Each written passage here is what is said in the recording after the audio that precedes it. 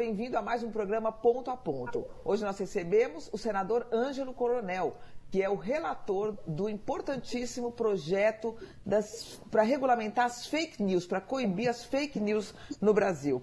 Senador, muito obrigada por sua presença aqui no Ponto a Ponto.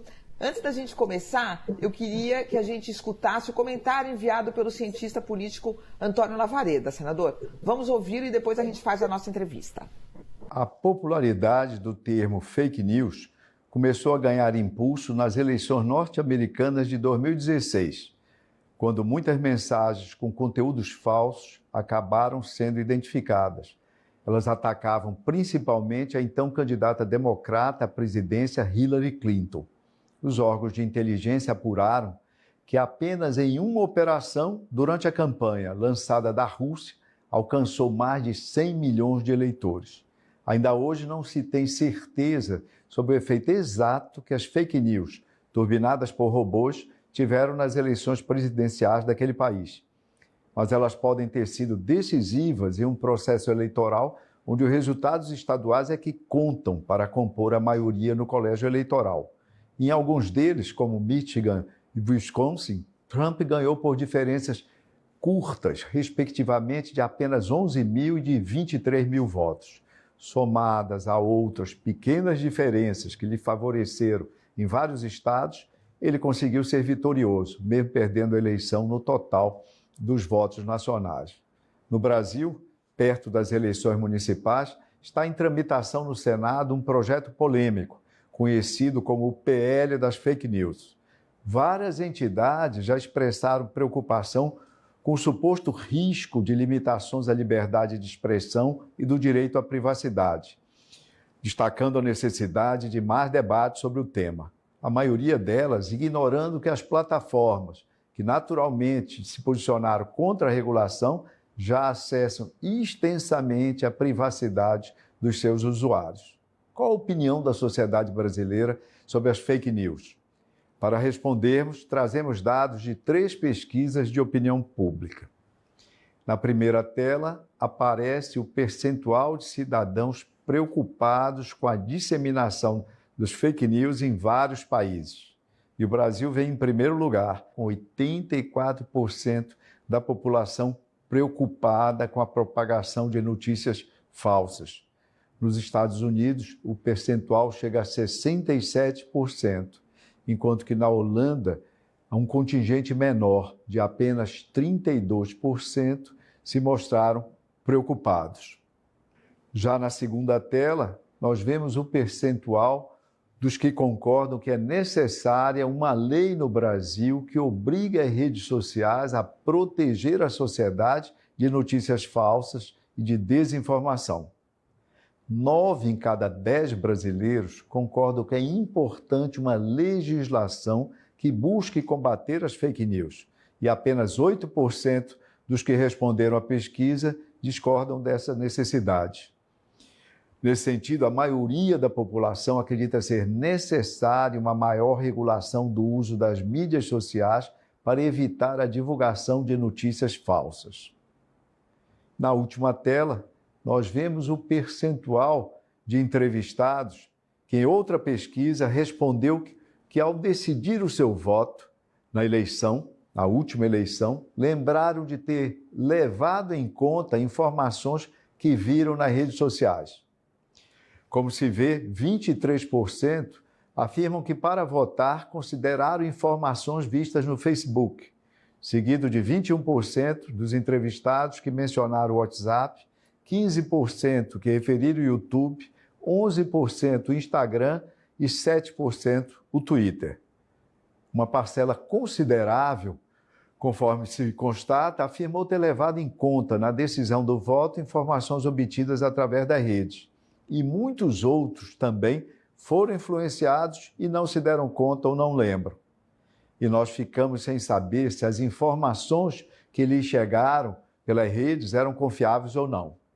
A necessidade de regulação para a proteção da sociedade é urgente. Fake news são hoje o vírus mais ameaçador da democracia representativa. Elas colocam em xeque a integridade dos processos eleitorais. circulando na corrente de informações das campanhas, elas desvirtuam a realidade, afetam as escolhas dos cidadãos e destroem qualquer possibilidade de eleições livres. Fake news são tão corrosivas quanto a corrupção. Senador, a gente ouviu aí o Lavareda falando que as fake news são o mais perigoso vírus para a democracia brasileira, ou para qualquer democracia. Que as fake news desvirtuam a realidade e ameaçam as eleições livres. Eu queria saber se o projeto aprovado ontem no Senado, ele vai de fato trazer instrumentos para coibir as fake news. E eu queria começar com uma primeira questão. O senhor sempre disse que o principal desafio no combate às fake news era terminar com o anonimato na divulgação de mentiras. No entanto, foi retirado do projeto, por exemplo, a obrigação de se apresentar documentos e telefone para se inscrever nas redes sociais. E o projeto não ficou manco nesse sentido? Como é que você vai acabar com o anonimato sem a apresentação dos documentos? Boa noite, Mônica. Quero agradecer a você o convite para participar desse programa Ponto a Ponto, um programa formador de opinião aqui na Band News. E também quero louvar a participação do cientista Lavareda, que é uma pessoa realmente que tem um conteúdo muito importante, que acrescenta muito para a democracia brasileira.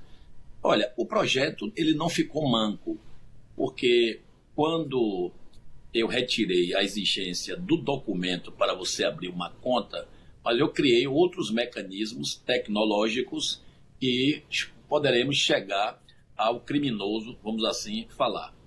Por exemplo, para você abrir uma conta no Facebook, eu vou sempre, gente, falar de Facebook e de WhatsApp, porque são os dois maiores canais. Então, quando você vai abrir uma conta no Facebook, hoje o Facebook exige o e-mail. Só que, com a mudança que eu fiz no projeto, mudando a porta do nateamento, a gente vai conseguir chegar ao meliante em virtude que você vai ter o seu IP da sua máquina. Então você vai conseguir identificar onde aquela máquina está localizada. Você localizando a máquina, evidentemente você vai saber quem está por trás daqueles ataques nas redes sociais anonimamente. Isso na questão do Facebook. Na questão do WhatsApp, já muda um pouco. O WhatsApp já exige hoje, Mônica e meus caros telespectadores, o telefone celular para você criar esta conta no Zap e também no Telegram. O que é que nós fizemos para dar este freio e chegarmos a esses meliantes? Eu consegui, junto à Anatel e com as telefônicas, tentei com ele exaustivamente em várias reuniões, que eles mudassem a sua maneira de habilitar o chip pré-pago. Por que o chip pré-pago nesse projeto? Porque o chip pré-pago hoje, ele está distribuído na mão de 130 milhões de brasileiros. E muitos, com o advento, vamos assim falar, de comprar CPFs falsos na internet com a maior facilidade possível, um criminoso compra um CPF ou adquire um CPF falso, até de uma pessoa morta, Mônica. Ele pega, coloca no celular, habilita aquele celular. O celular, quando é habilitado, a telefônica lhe pede o CEP da sua moradia e te pede o CPF. Quem é que está garantindo que naquele momento você, ou na sua casa, no seu escritório, você está colocando o seu CPF verdadeiro? Não tem como garantir isso. Então nós estamos partindo junto com as operadoras que já vão testar a partir de hoje em Goiás e em Brasília uma URA inteligente. O que é uma URA? URA é uma unidade de resposta audível. É um computadorzinho que quando você vai habilitar o chip pré-pago, ele pede a você, digite seu CEP. Você vai lá e digita. No próprio celular que você está habilitando. Digite seu CPF. Você vai lá e digita. Escolha seu número. Você vai lá e escolhe. A partir dali você já está falando com o seu celular pré-pago. Este celular pré-pago, Mônica, é a arma para você abrir a conta no WhatsApp ou no Telegram. Vamos supor que lá na frente a gente venha a descobrir que tem um áudio circulando nos grupos depreciando a minha imagem. Eu vou solicitar ao juiz mostrar a ele o áudio que eu recebi depreciando a minha pessoa. O juiz vai emitir uma ordem de quebra do sigilo. O WhatsApp vai fazer a rastreabilidade, vai descobrir o telefone que foi cadastrado naquele momento da abertura da conta e, consequentemente, a gente pede a extensão dessa quebra para a telefônica, pois na telefônica está lá consignado os dados, ou seja, o CPF, o endereço da pessoa. É evidente. O CPF hoje, e o endereço real. Real. Por que, real. por que não pode ser um CPF falso? Porque a partir do momento que você cria essa URA inteligente, que já está começando a ser testada hoje, é igual a cartão de crédito. Quando você pega seu cartão de crédito e vai querer saber o seu saldo ou até uma compra, o que é que ele faz? Digite seu número de CPF. E depois ele lhe pede ou o nome de pai, ou o nome de mãe, ou a data de nascimento, ou a cidade onde você nasceu. O bandido, o criminoso, consegue comprar o número do CPF frio. Mas ele não vai comprar o nome da mãe, o nome do pai, o cara não sabe o nome do pai, o nome da mãe, é da onde ele nasceu.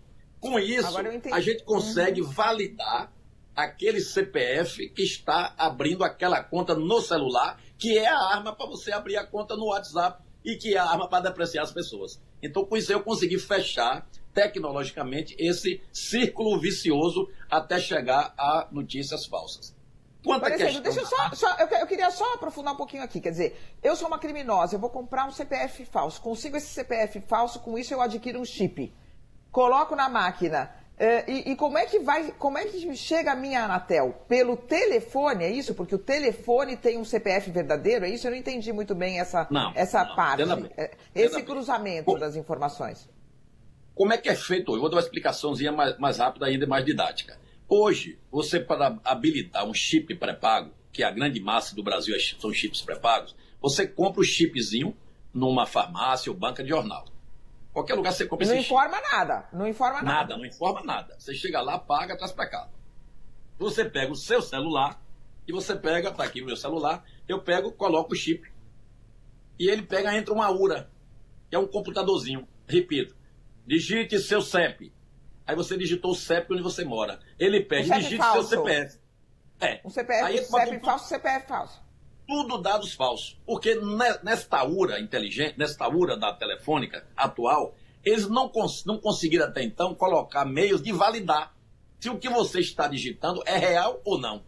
E agora, quando você digitar o seu CPF, ele vai pedir a você também outros dados para confirmar que aquele CPF pertence à Mônica.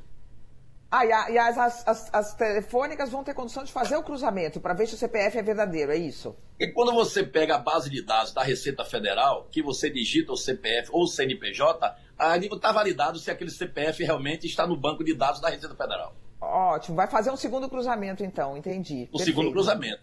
O que é que acontece? As telefônicas relutaram muito no quesito recadastramento. Porque eles disseram para mim, Coronel, tem 130 milhões de celulares no Brasil já habilitados. Eu falei, não tem problema. Quando a pessoa for fazer a recarga também é feita diretamente pelo aparelho, você pede os dados para validar. Se a pessoa não validar os dados dali, você cancela aquela linha, porque já sabe que aquela linha é de um bandido.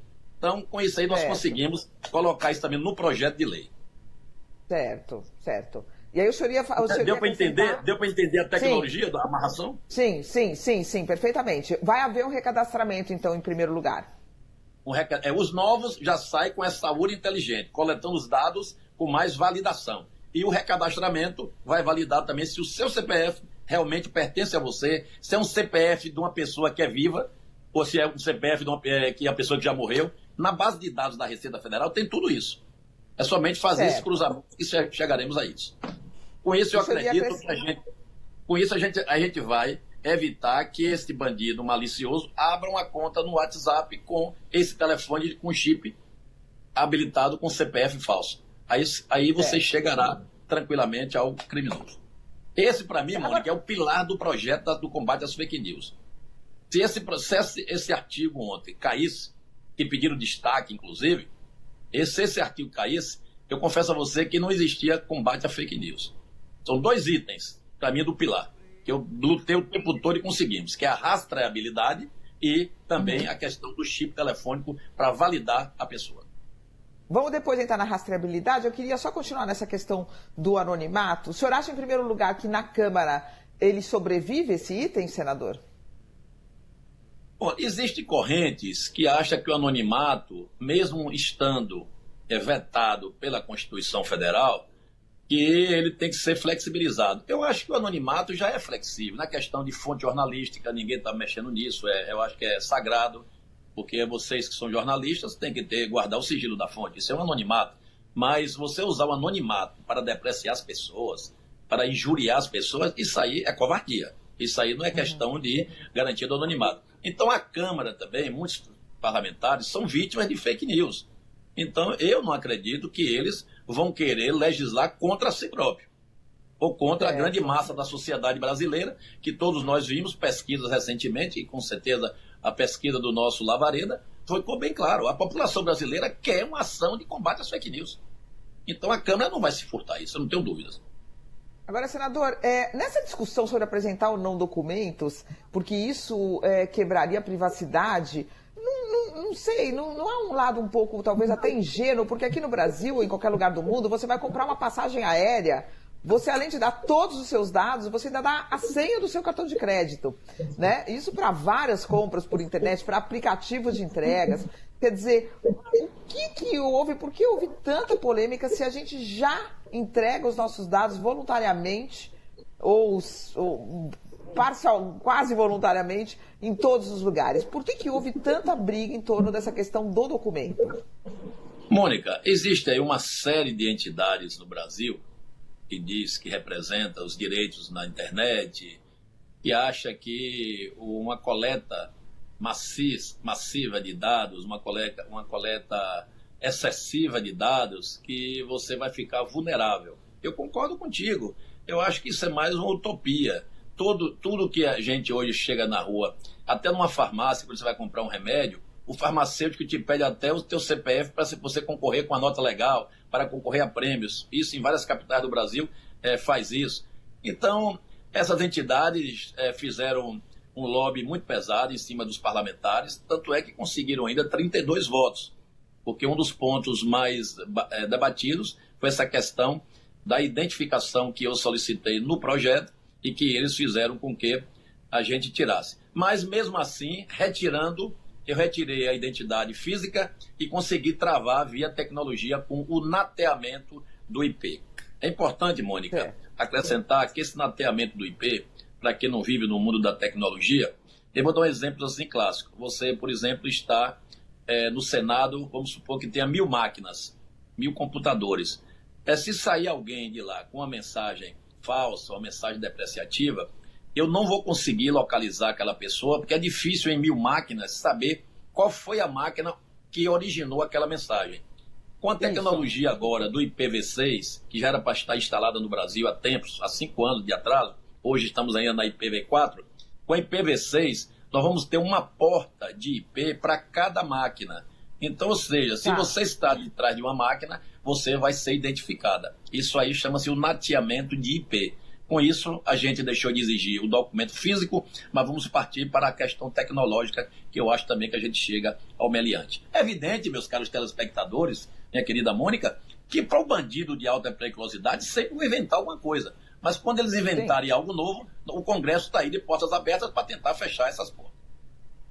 Agora, senador, vamos falar um pouco da rastreabilidade e depois a gente fala da questão da punição ao que o senhor chama de meliante. A questão da rastreabilidade também, a questão do WhatsApp, ela é muito polêmica, né? Porque o WhatsApp, ele de fato colocou barreiras muito sólidas para preservar a privacidade, justamente em reação àquele escândalo do Edward Snowden, que mostrou que o governo americano fazia uma coleta massiva de dados e simplesmente vigiava todos os cidadãos, praticamente do mundo, né? Então, há uma criptografia, há uma barreira à quebra da privacidade. Agora, o WhatsApp nasceu como uma comunicação de uma pessoa para outra pessoa. Então, era essa privacidade que se estava garantindo. De repente, o WhatsApp foi evoluindo e criou instrumentos de comunicação de massa, né? De você poder mandar para grupos, para listas. Então, isso foi virando algo diferente. Não é mais a privacidade do um para um. Você com o seu filho, você com a sua mulher, o senhor com a sua mulher, ou comigo, e etc. Então, como é que você consegue compatibilizar, quer dizer, por um lado, seguir preservando essa privacidade, que é tão sagrada, e por um outro lado, regular no mesmo ambiente uma comunicação que acabou sendo comunicação de massa? Como é que ficou esse equilíbrio? Olha, Mônica e meus caros telespectadores da Band, do programa Ponto a Ponto, foi uma ginástica. Porque imagine, o WhatsApp, quando foi criado, ele tinha como premissa básica a comunicação, como você disse, Mônica, 1 para 1. Então, isso aí está coberto pela criptografia. Chegou no momento, o WhatsApp disse, olha, eu vou ampliar para 5 pessoas, como é hoje. Ou então até 5 grupos ou 5 listas de encaminhamento. Só que, quando ele foi criado como mensageria privada, é porque era eu para você. Você é jornalista com seu cliente, é você médico com seu paciente, é você advogado também com seu cliente. Só que o WhatsApp deu uma desvirtuada grande, deu uma guinada. Ampliou para 5 e depois abriu para grupos de 256. Na minha ótica, deixou de ser uma mensageria privada. Começou a ser uma mensagem pública. Que a partir do momento que eu jogo num grupo de 256, cada membro daquele grupo também pode jogar para mais 256. Então, essa progressão geométrica, na 5ª família de distribuição, você chega a 10 milhões de pessoas em questão de segundos. Então, o que é que nós fizemos? Fecha-se a porta. Como? Mensagem 1 a 1, como é a premissa do WhatsApp, privacidade total, sem quebra de criptografia. Mensagem ainda de 1 para 5 pessoas, também mantida a criptografia. Agora, a partir do momento que algum desses membros das 5 que você enviou joga nos grupos, e quando você colocar essa mensagem nos grupos, chegar a atingir a 1.000 pessoas, aí o WhatsApp vai acender a luz amarela. Se essa mensagem viralizar mais ainda, e caso o prejudicado receba aquela mensagem depreciativa, o prejudicado aciona a justiça vai acionar o WhatsApp via uma ordem judicial para que o WhatsApp rastreie para saber de onde originou aquela mensagem. Quando ele chegar na origem, ele vai dar o dado telefônico que o meliante colocou na hora da abertura da conta. Aí você me pergunta, e meus caros telespectadores, sim, vai te dar o número do telefone. E aí? Aí o juiz estende a ordem judicial para as telefônicas, para pegar os dados cadastrais validados lá atrás, quando ele habilitou o chip pré-pago. Porque no caso do chip pós-pago, não precisa que o cadastro está na loja. Com isso aí, a gente preservou a criptografia de mensagens 1 para 1. Conservamos a criptografia de mensagem 1 para 5 pessoas. Agora, quando vai para grupo e esse grupo passou de 1.000, aí o sinal amarelo acende. Agora, tudo isso, gente, nós temos que nos preocupar se a mensagem viralizar. Se a mensagem não viralizar, ninguém vai procurar justiça para poder reparar esse dano.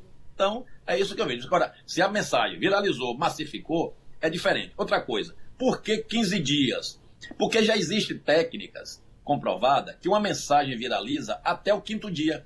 Então, se eu posto algo hoje, com 5 dias, ela já explodiu. Se ela não explodiu com 5 dias, ela não explode mais. Mas mesmo assim, eu coloquei até 15 para dar mais segurança, principalmente nesse período eleitoral que está por vir.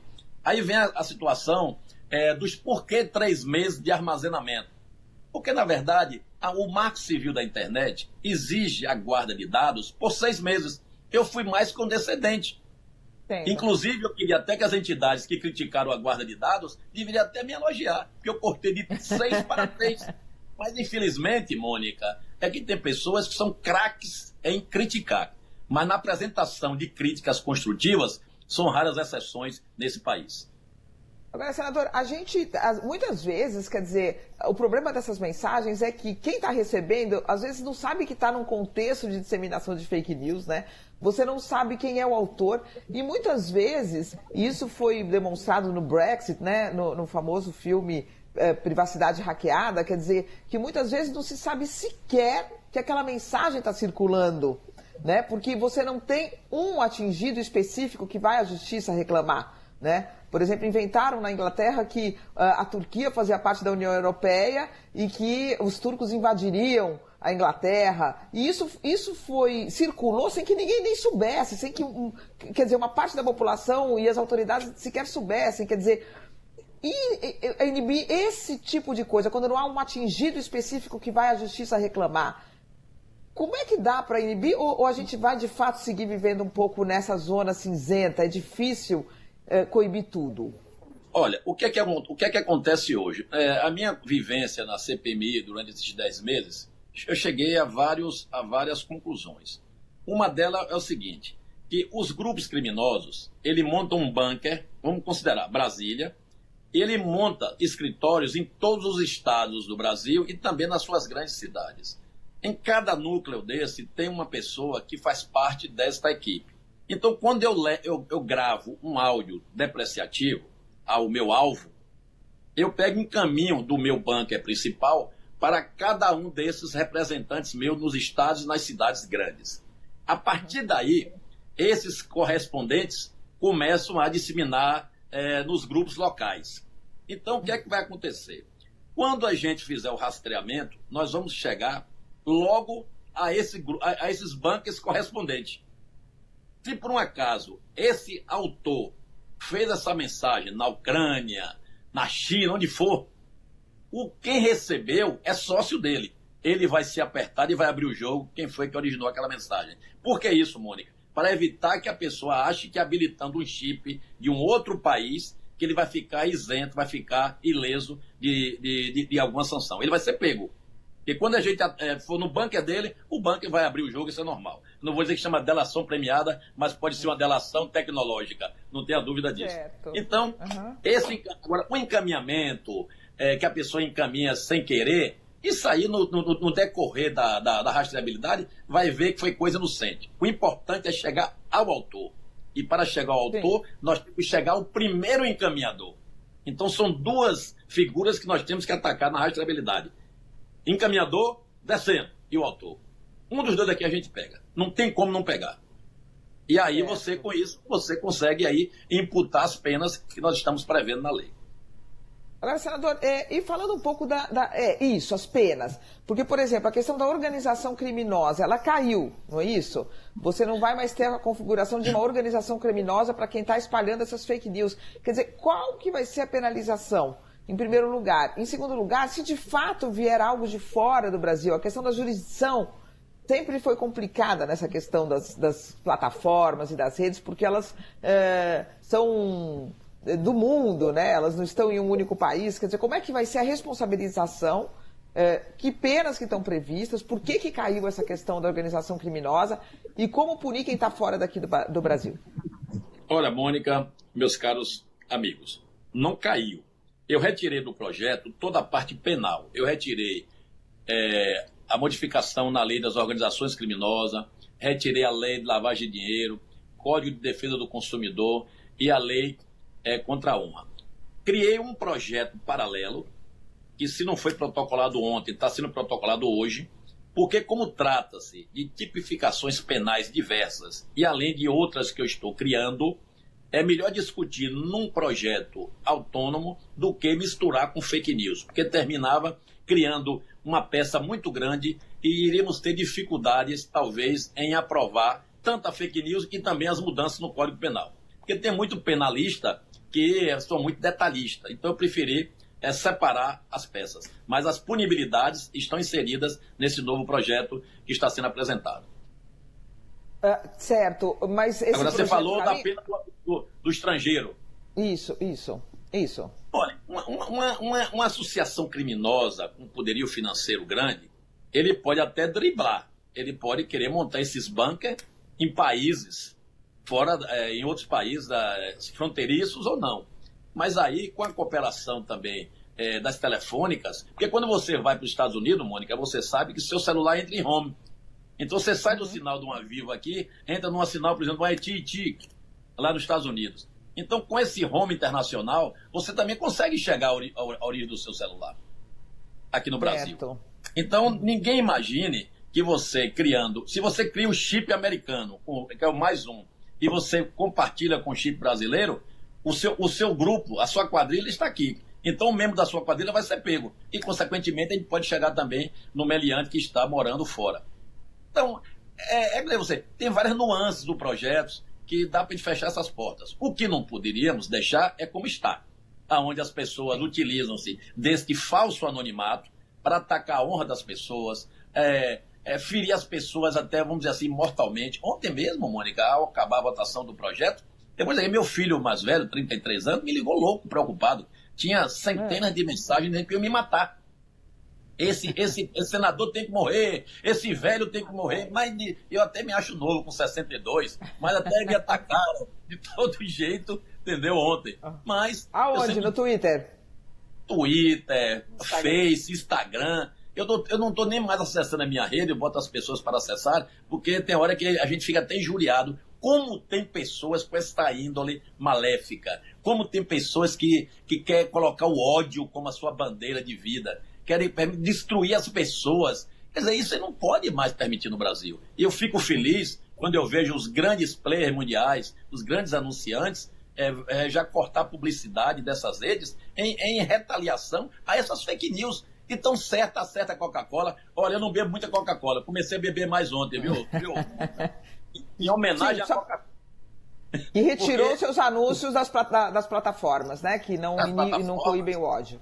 As plataformas têm que começar a mudar o seu modus operandi, ela tem que criar ferramentas para votar como era antigamente, para que se campeie a paz, a harmonia, seja uma plataforma de diálogo, e não uma plataforma hoje cheia de porcaria, que visivelmente é uma plataforma para simplesmente praticar o discurso do ódio. Agora, senador, plataformas, que responsabilização elas vão ter? Não, só as multas, 10% do faturamento do ano anterior, quem descumprir qualquer cláusula, qualquer artigo do projeto. Certo, mas elas não têm Por exemplo, se tem um perfil falso me difamando, eu vou ajuizar e o juiz vai pedir, e a plataforma agora passou a ser responsável para descobrir de quem é aquele perfil.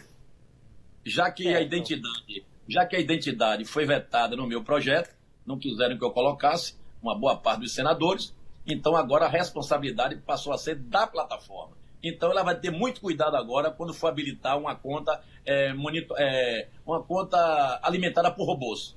Então essa agora vai doer no bolso da plataforma. Essa responsabilidade passou para eles. A mesma coisa da telefônica. Se mesmo assim alguém burlar a habilitação de um telefone com CPF falso, também as telefônicas vão ser multadas porque ela facilitou ou então não criou uma ferramenta que conseguisse frear essa marginalidade. A questão dos robôs, como é que ela vai funcionar? Porque parece que é permitido quando você avisa, o público sabe que ali estão atuando os perfis ativos, né? Perfis de disseminação, etc. Como é que vai ficar essa questão dos robôs, senador? Para a gente já ir finalizando. Tem um robô do bem, Mônica, e o robô do mal. Hoje bancos usam robôs, empresas de e-commerce usam robôs, não tem ninguém contra o robô. Então, o que vai acontecer? Quando uma conta é robotizada, a plataforma vai ser obrigada a divulgar. Só que ela vai ter que divulgar o robô do bem e o robô do mal, porque a plataforma sabe quando um robô está na rede. Então, o que vai acontecer? O próprio bandido, o próprio marginal, vai ficar agora preocupado, porque sabe que o seu robô vai ser publicizado pela própria plataforma. Então, você vai chegar... vai ficar ali com a plataforma e dizer, esse robô aqui é da pessoa fulana de tal. Então, vai chegar também, a gente vai... Praticamente, eles vão fechar a porta desse robô. E o robô é caro. É 20 mil reais um robô desse para você disseminar mensagens. Então, é um poderio econômico muito forte. É por isso que nós estamos atacando essa lei das organizações criminosas, porque não é uma pessoa comum. São grupos econômicos que estão investindo. Inclusive, Mônica, eu tenho denúncias que tem marcas sendo depreciadas por concorrente. Então você quer lançar uma marca nova no mercado e tem aquela marca consolidada. Então eles começam a plantar notícias negativas contra aquela marca para abrir espaço para a marca nova. Então, quer dizer, até nesse mundo empresarial, a fake news está atuando contundentemente. Quer dizer, não é só no núcleo familiar que está sendo abalado o núcleo empresarial, o núcleo da sociedade civil como um todo. Quer dizer, é uma situação muito delicada. Então nós até temos em questões de saúde, né, senador? Até em questões de saúde também, né? Como se viu na questão do coronavírus, né? Mônica, na CPMI descobrimos canais no YouTube que pregando contra a vacina do sarampo. As pessoas diziam claramente, não leve seu filho para vacinar, porque a vacina, em vez de curar, pode matar seu filho. O coronavírus, eles colocando que a pessoa fizesse algumas práticas, que com isso você ia controlar a praga, tudo mentira. Quer dizer, são pessoas que atentam contra a vida. E essas pessoas que atentam contra a vida têm que ser condenadas e pagar caro, com multas e penas pesadas. Porque atentar contra a vida não pode também passar a mão na cabeça, como hoje tem muitas tipificações penais muito leves para esse tipo de crime. Para a gente finalizar, CPMI das fake news, como é que ela vai ficar? Vai chegar a resultados? Foi prorrogada? Chega ao gabinete do ódio? Como é que ficou isso, senador? Olha, Mônica, esse projeto votado ontem, na minha ótica, era para ter sido apresentado ao final dos trabalhos da CPMI. Mas como houve uma antecipação, porque o tempo hoje teria que realmente se votar algo, porque as próprias pesquisas de opinião aferiram a carência do povo por uma lei, mas estamos com ela prorrogada até janeiro, 6 meses de prorrogação. Estamos com as nossas sessões suspensas em virtude da pandemia e não estamos tendo sessões remotas, mas a minha equipe, que é composta por delegado federal, por pessoas de tecnologia, gente do MP, continuam trabalhando voluntariamente para descobrirmos algo mais que venha acrescentar, inclusive no próprio inquérito do Supremo Tribunal Federal.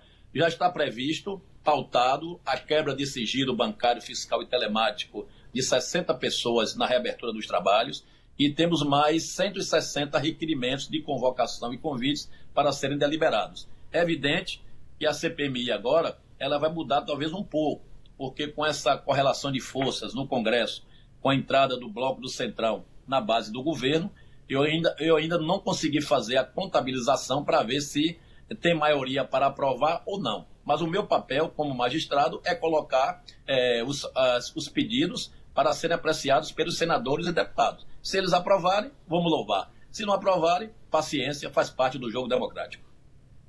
Bom, senador, eu queria agradecer muito a presença do senhor aqui no Ponto a Ponto, convidá-lo para voltar seguramente no encerramento da CPMI das fake news. O senhor vai estar aqui de volta para falar dos resultados com a gente. Muito obrigada, senador. Obrigado, Mônica. Obrigado a todos os telespectadores. Me desculpe se eu não fui didático na questão da rastreabilidade, que é um pouco complexo, nessa questão do chip de celular, mas tenho certeza que eu estou lutando, trabalhando diuturnamente para que a gente possa fechar todas as portas desses criminosos anônimos que estão aí depreciando as famílias brasileiras, depreciando as nossas instituições, abalando o nosso psicológico. Esse é o nosso papel, é legislar para proteger a sociedade brasileira. Obrigado, Mônica. Obrigada, senador. E você pode assistir a este e a todos os programas que já foram ao ar no site www.bandnewstv.com.br. Muito obrigada pela companhia e até o próximo Ponto a Ponto.